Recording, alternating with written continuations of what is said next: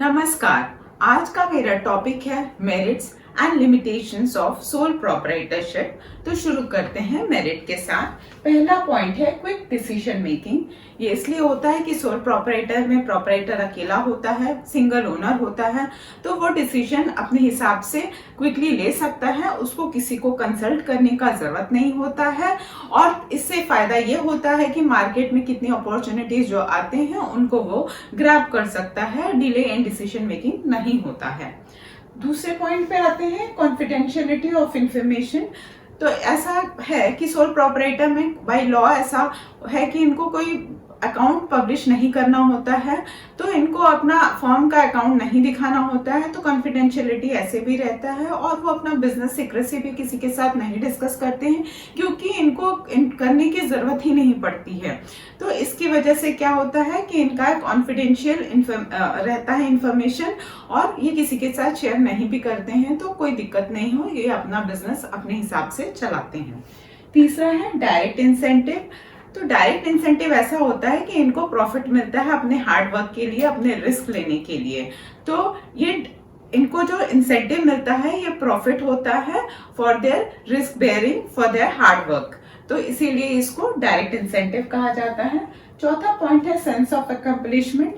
तो business man जो होते हैं सोल प्रोपराइटर, वो अपना काम खुद करते हैं, अपना बिजनेस खुद एस्टैब्लिश करते हैं, सारा फंड खुद जनरेट करते हैं, खुद ही सारा रिस्क बेयर करते हैं, प्रॉफिट लेते हैं। तो फिर उसको उनको एक सेंस ऑफ अकम्पलिशमेंट रहता है, एक सेटिस्फैक्शन रहता है कि उन्होंने ये बिजनेस एस्टैब्लिश किया है, और उनको ये खुशी रहती है कि वो किसी के अंडर काम नहीं कर रहे हैं। फिर पांचवा है ease of formation and closure. तो बिजनेस सोल प्रोपराइटर बहुत आसानी से फॉर्म किया जा सकता है, इसमें कोई ज्यादा लीगल फॉर्मेलिटीज नहीं रहता है, ये आसानी से ही कोई भी बिजनेसमैन एस्टैब्लिश कर सकता है, इसीलिए ईज ऑफ फॉर्मेशन होता है।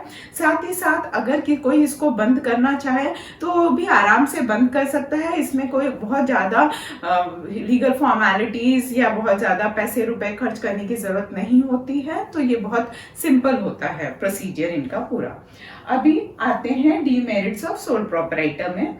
तो फिर पहला है लिमिटेड रिसोर्सेज। तो डीमेरिट्स में पहला है लिमिटेड रिसोर्सेज, क्योंकि इनका पर्सनल बोरोइंग और पर्सनल सेविंग्स पे ही अपना बिजनेस एस्टैब्लिश करते हैं, जो कि बहुत ज्यादा नहीं हो सकता है। और उस हिसाब से उनको फिर लोन भी जो बैंक होता है वो उस सेविंग्स और उनका जो एसेट है उस हिसाब से देते हैं, तो वो भी बहुत ज्यादा नहीं हो पाता है। तो ये ह्यूज फंड जनरेट नहीं कर पाते हैं एक बड़ा बिजनेस स्टार्ट करने के लिए, इसीलिए यहाँ लिमिटेड रिसोर्सेस है।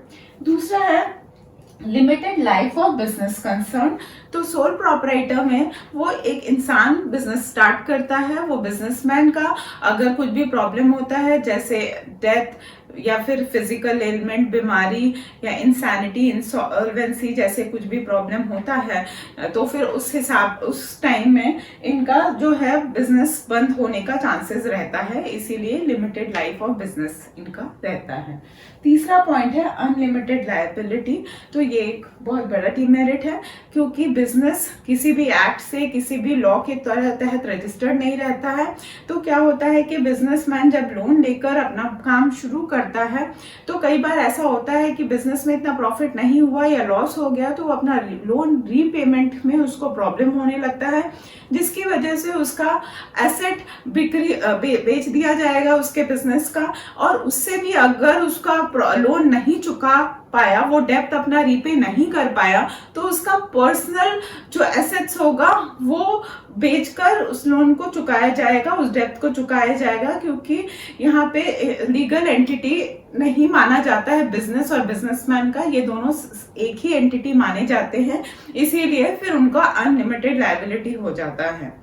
और चौथा है लिमिटेड मैनेजरियल एबिलिटी। तो एक बिजनेसमैन हर चीज में एक्सपर्ट नहीं होता, वो हर काम अच्छे से नहीं कर पाएगा, वो किसी जगह पे बहुत अच्छे से काम कर पाएगा, लेकिन कहीं कहीं पे वो एक्सपर्ट डिसीजन या एक्सपर्ट जैसा काम नहीं कर पाएगा, वो लैक होता ही रहेगा, क्योंकि हर इंसान हर चीज में परफेक्ट नहीं हो सकता है, और इनका लिमिटेड फंड रहता है, तो वो एक्सपर्ट को हायर भी नहीं कर सकते हैं, इसीलिए यहाँ पे लिमिटेड मैनेजरियल एबिलिटी रहता है। धन्यवाद।